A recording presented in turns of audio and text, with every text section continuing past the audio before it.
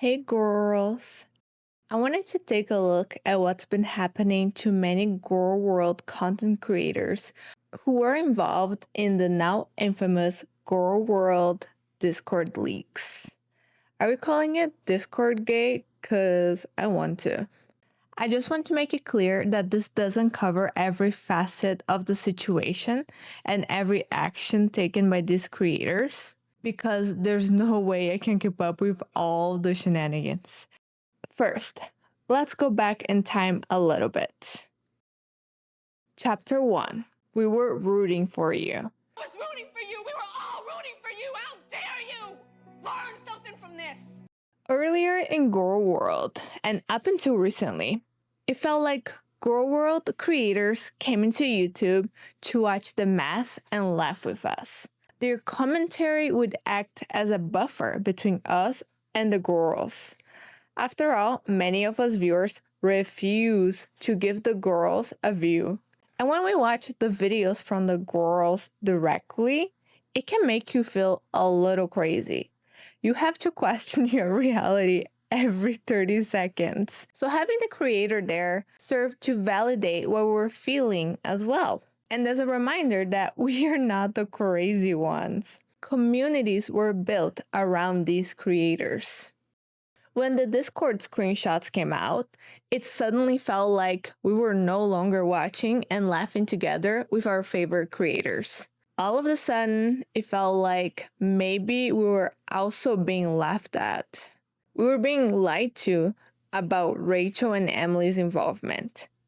We were being left out of the fact that a percentage of the money coming from our support was planned to go straight to the pockets of a Death Feeder that we have been calling out for over a year. It was a gut feeling of no longer being in on the joke. We were being straight up lied to. Yeah, sure, we love getting tea on Amberland, but it was usually a side character telling their own story or going into an interview with a creator. But what's the difference between what happened between Emily and Rachel and what other creators have done up to this point? Chapter 2.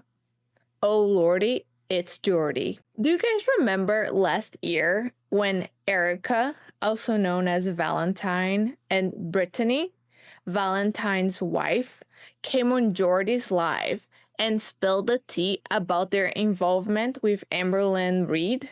That was wild. I remember a lot of people accusing Jordy at the time of touching the poo. And he definitely did. But you know what? In this instance, as a viewer of Gorlworld, I did not care. I just wanted to hear the tea. But there's definitely people in different camps here. The major difference for me is that in this situation, it all went down live. She has to accept my request. Oh, okay. Wait, this is a yeah. So the username that you're sending me, I have requested to follow that person, and she said call her on Instagram. I can't. Let me see if I can call her on the desktop. Hi. You can send more messages. Oh, okay. All right. Jeez, we got her. Oh my God. Okay.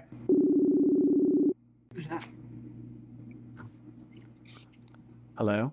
I think the latest person to come out from Amberland's life straight into Jordy's live stream was Aunt Tammy.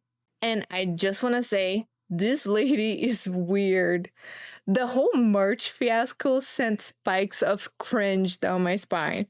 But anyways, getting back on topic. I watched the live stream where Aunt Tammy gets on Jordy's live for the first time. And yep, I got the same feeling. All of it went down live, baby. What a crazy community we're in. Ever since, it seems like Aunt Tammy has become a moderator in Jordy's live. From what I understand, he said it was for visibility because there were fake Aunt Tammys trying to say stuff in his live. I haven't seen every phone call between Jordy and Tammy, and mostly have not seen the messages that Tammy sends in Jordy's chat because I tend to listen to stuff in the background. This whole Jordy and Tammy situation type deal is definitely weird, and I'm definitely side-eyeing it. But it all seems to be going down publicly, dare I say. And my stance is, if you're going to touch the poo, do it in the public square.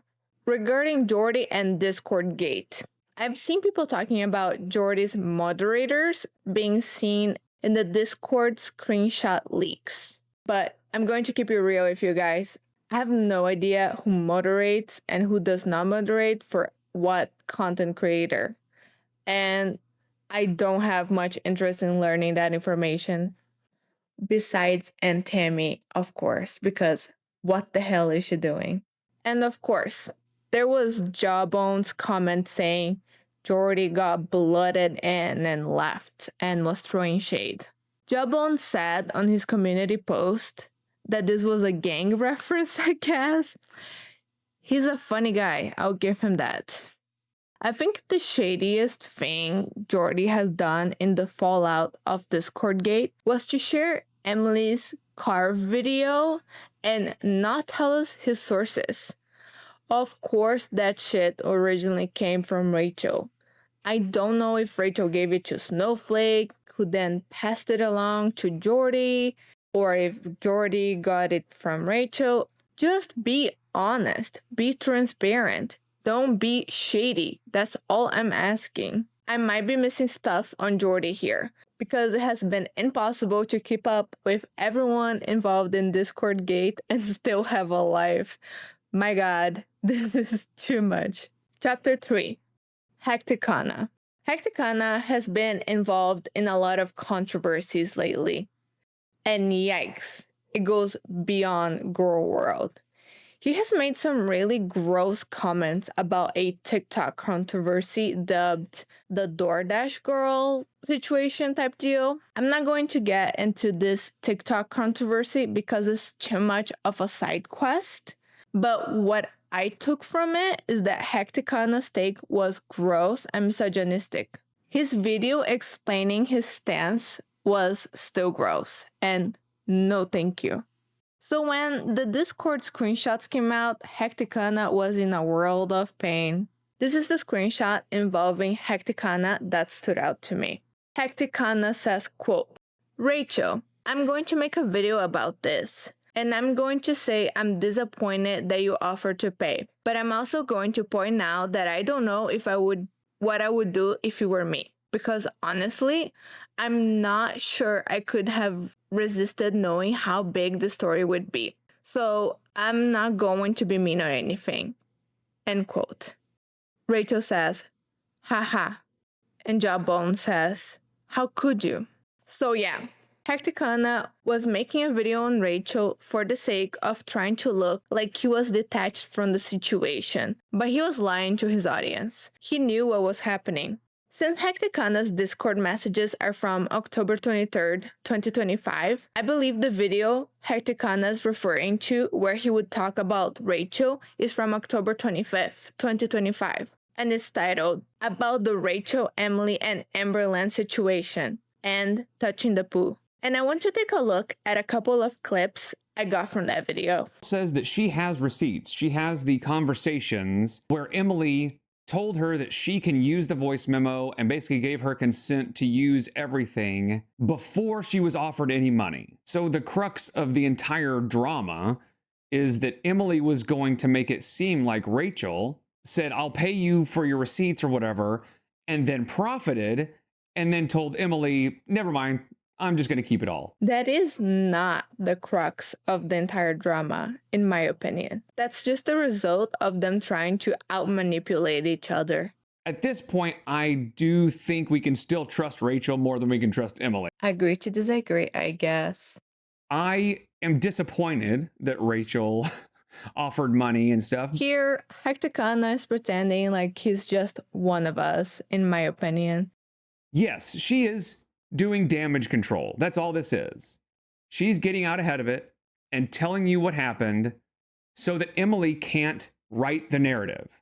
And I don't think she would have said anything if she wasn't afraid that Emily was going to expose the situation. But also, so what? That's still telling the truth, right? Rachel had a couple of options. She could lie about it, or, if Emily said something, she could try to discredit Emily or something like that. But the choice she made was to get out ahead of it and tell everybody exactly what happened. So while I do think that this is just damage control, and I don't think she's trying to be altruistic by telling this story, or that she is doing it just for transparency or just to be upfront and honest, I think it was the best option that she had, and she chose that best option. Hecticana says here, Rachel did have choices. She could have continued lying to you guys, or she could have been honest. Emily had weeks or who knows how long worth of texts with Rachel. There's no way Rachel could have discredited Emily if Emily broke this story. That's crazy. We don't call Amberlynn honest after she finally admits to lying about something after being forced into doing it. So no, I don't think Rachel deserves a pass for finally telling us the truth. And I don't think she had a real choice in doing so.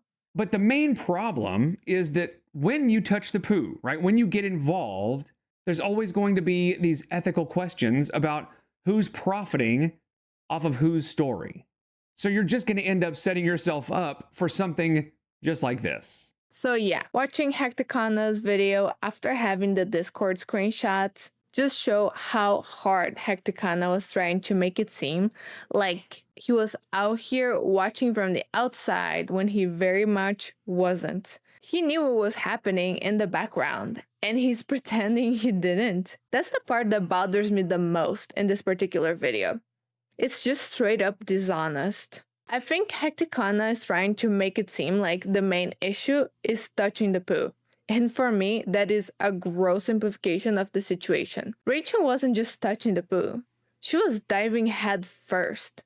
And second of all, she was lying about it.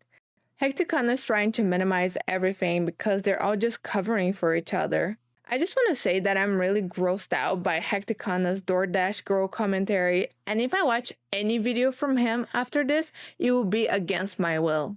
Chapter 4, Studio Deets. So, I really liked Studio Deets before all of this happened. Their videos go super in-depth about the Crystal Era, which I'm just not as familiar with, and they were super interesting and well-done videos. Their appearance on Discord Gate was in this screenshot, where they refer to an Obese to Beast video and say, quote, "A 20-minute video could never actually cover what happened, which automatically means this is crap," end quote. Which, yeah, sure, it's mean, but we all talk crap, right?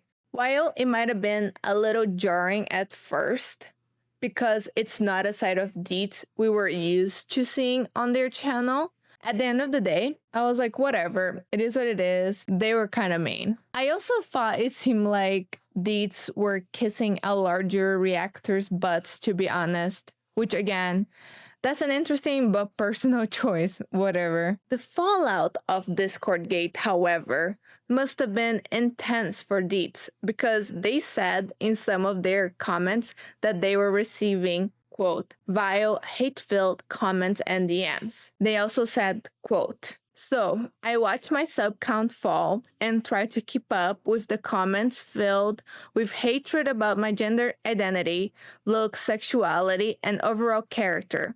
It's been a long night," end quote. And I want to say that that's absolutely disgusting behavior even in Gorlworld. Later, on November 6, 2025, Deets came out with their own explanation video titled, quote, "The Reckless Mouth and the Not So Secret Discord," end quote. And this is where I personally started side-eyeing Deets hard. I see is this normalization of behavior, of no server is private, just makes it something that happens often. It doesn't actually make it okay. I honestly did feel violated seeing what I thought were private conversations being put in all of these videos across YouTube. And then they said in their comment section, I believe, the following, quote, "I've decided if people want me to be a villain, I'm now in my villain era," end quote.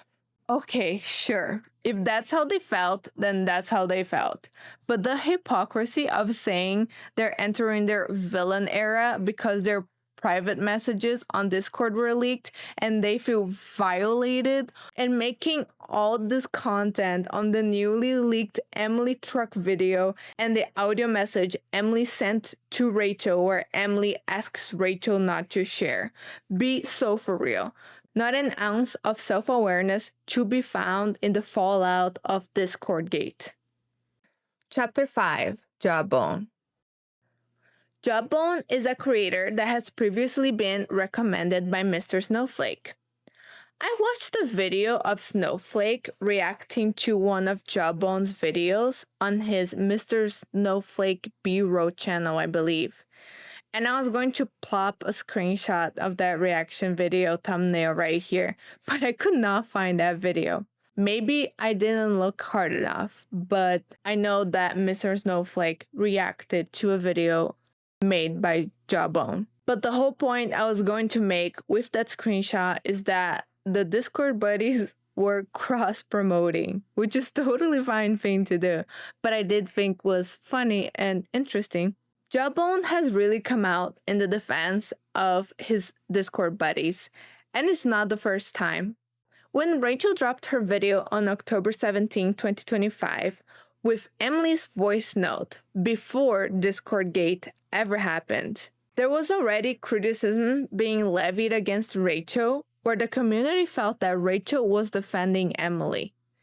In that video, Rachel puts into question if Emily is a feeder after all, and a lot of people in Gorlworld felt gaslit. After all, we saw the photos and posts from that godforsaken feeder website, and we know what Amber has told us about Emily's preferences. And even though Amber lies almost every time she breathes, even a broken clock is right twice a day. Is so engraved in my brain that made my whole soul leave my body was this woman on an oxygen tank in a hospital bed. And then in that same moment, I find her on Phoebe, which is where the feeders go to do their thing. I click the messages. Literally, the day that we met in person, she messaged a girl saying how sexy she was. She messaged another masked lesbian feeder saying, "Wow, we're rare, masked lesbian feeders." I remember seeing a screenshot of Jawbone arguing with Alex Shook on Twitter. I created a Twitter account to attempt to retrieve this conversation, but as you can see here, I'm unable to view Jawbone's response. But I think I found Jawbone's response anyways. Okay, so the back and forth between Alex and Jawbone goes as follows. Alex says, quote, "She was constantly looking up scantily clad super obese women and contacting somewhat known super obese people," end quote. Here's where I believe Jawbone responded. And then Alex responded to Jawbone saying, quote, "She was on feeder social media and feeder dating websites," end quote. Exactly, teardrop. And this is Jawbone's tweet. Quote, "I feel like the word enabler is being used interchangeably with the word feeder at the moment, and that's really confusing the simpletons of Gorlworld," end quote. As you can see, Jawbone rides at dawn for his feeder-loving queen, Rachel. After Discord Gate broke, Jawbone was seen posting on his Instagram the following story. On this hilarious picture of Amberlynn Reed, Jawbone says, "Rachel isn't the only reactor to offer Emily money for tea. I know at least 3 who have offered to pay for the video publicly, not including her. So come on down off that high horse and join the rest of us in the cattle shed. I promise it's not that serious, besties," end quote. I think the 3 reactors Jawbone's referring to here are Jordy, who offered to pay for the BPD meltdown video on one of his live streams, Alex Shook, who offered to pay for a wifey/Jade interview on Twitter, and I saw people claim that the uncle offered to pay for something. Unfortunately, I know next to nothing about the uncle. Nonetheless, I think Jawbone is missing the point big time. All of these creators offered to pay for something publicly, like he said himself. So they gave us, the audience, the choice to keep consuming their content or not, given this information. Rachel hid everything. Her audience was completely in the dark about the nature of her relationship with Emily. At some point, Jawbone made a long post on his community tab that I refused to sit here and read. Jawbone was also fighting for his life in his comment section, which really didn't align with his unbothered act. Chapter 6, Mr. Snowflake. When Mr. Snowflake's interview with Emily first came out, people noticed that he had deleted his videos calling Emily a death feeder. And people were confused. Was this a possible deal between Snowflake and Emily? We were, of course, left in the dark. Now, I'm going to refer to one of the Discord screenshots. In the bottom half of the screenshot, someone asks, "Is Flake definitely public knowledge?" Rachel says Flake might not be, and Hecticana says, "I won't mention Flake just to be safe." I wonder if they're referring to a potential deal Mr. Snowflake made in the past with Emily, or if maybe he offered to pay for the BPD video or to pay for something else, like Jordy and the uncle did. And that's why they're referencing Jordy and uncle being public knowledge. Except that if Mr. Snowflake offered to pay for something, he did it behind the scenes. This is all a theory, of course. But maybe this is what they're talking about when they refer to the Snowflake method. If you don't know what I'm talking about regarding the Snowflake method, here's some Discord screenshots. Rachel says, "If you offer them the amount of money I've made off this, they would all do way worse things than offer someone money and then change their mind. And they're mainly all mad because she's a feeder. And that stopped looking as likely as I thought, so hilarious how they think they know everything." And then someone replies, "Let them think what they like. Spend your evening sipping from bottles of Teddy Bull, surrounded by people who care about you. As you say, plenty of people have done less ethical things than pay a source in the pursuit of money. Those who haven't, it's often for the lack of opportunity rather than morality. I like Snowflake method, Rachel." End quote. So what's this Snowflake method? I don't know if we're ever going to find out. Did these reactors get their idea to keep everything away from the public eye from Mr. Snowflake? Was Mr. Snowflake the first one to make a deal with Emily and that's where everyone else got their ideas? Who knows? Also, is it just me or Flake method is giving finance bro, pyramid scheme, MLM, or all of the above? I don't know, but it's definitely giving shady. Chapter 7, the car video and the washcloth recording. During the fallout of Discord Gate, Jordy released a car video of Emily and Amber arguing. Where did Jordy get this video from? He wouldn't say. Why can't these reactors stop being shady? I don't know. Next up in the parade, Jawbone released an audio from Emily to Rachel, where Emily tells us her own experience with the washcloth method. Ew. Later, Charlie Gold released the part of that voice recording that Jawbone left out of his video, where Emily asked Rachel not to share this information with anyone. What a steaming pile of hypocrites we have in front of us.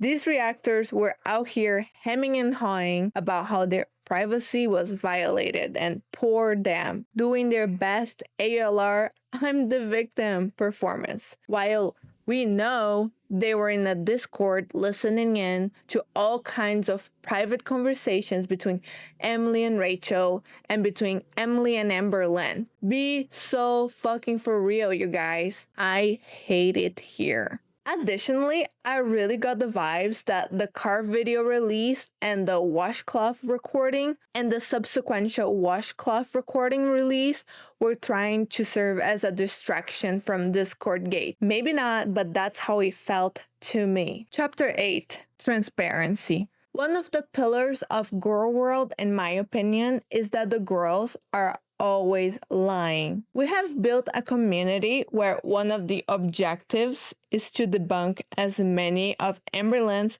stupid lies as we can. And we, the audience, are always throwing tomatoes at ALR for lying to her audience. Yet, these reactors did the same thing. And I think they're purposefully missing the point that we hate being lied to by ALR, and we hate being lied to by their shady asses too. These reactors, dubbed the Tea Cartel, are making deals with the devil and choosing to sanitize the image of one abuser, Emily, in exchange for profiting off a different abuser, Amberlynn. Do you guys follow my thought process here? At some point, this stopped being about watching ALR's heinous behavior, calling her out, laughing at her ridiculousness, and it became about getting deeply involved with a Death Eater in exchange for money. I'm not going to sit here and say I don't enjoy getting the new ALR tea. I'm in Gorlworld because I very much do. But one thing we always call out in this community is abusers of any kind. We dragged Dakota, Beck's ex-girlfriend, for her horrific behavior, while Beck was at the height of feeding us Amberlynn Reed tea. We were not willing to overlook Dakota's disgusting, abhorrent, illegal, prison-belonging behavior to learn more about Amberlynn Reed's hygiene habits. Because at the end of the day, we know that ALR is disgusting inside and out. This is so the wrong community to be pulling this type of shit in. Paying an abuser, flirting with an abuser for tea, sanitizing an abuser image for tea. All that to make money off our main abuser, Amberlynn Reed. These creators lost the plot completely. We call out Amberlynn because she sucks. We called out Emily because she sucks.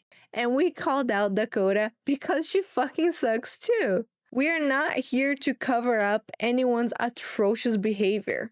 Their behavior aligned with whatever made them the most money. They disregarded what we knew about Emily. We fucking know she's a feeder. Why would Rachel say that it was looking less and less likely that Emily is a feeder on one of the Discord screenshots? Was Rachel lying to sanitize Emily's image because, again, that's where the money trail was? We learned so early on that Emily is a feeder. And the gaslighting from some of these creators was crazy work. I feel like we're getting distracted with the whole my privacy was violated accusations coming from every side of this mess. At this point, if you're in this mess or trying to profit off of it in some way, I think you should almost expect to be exposed if you're being shady too.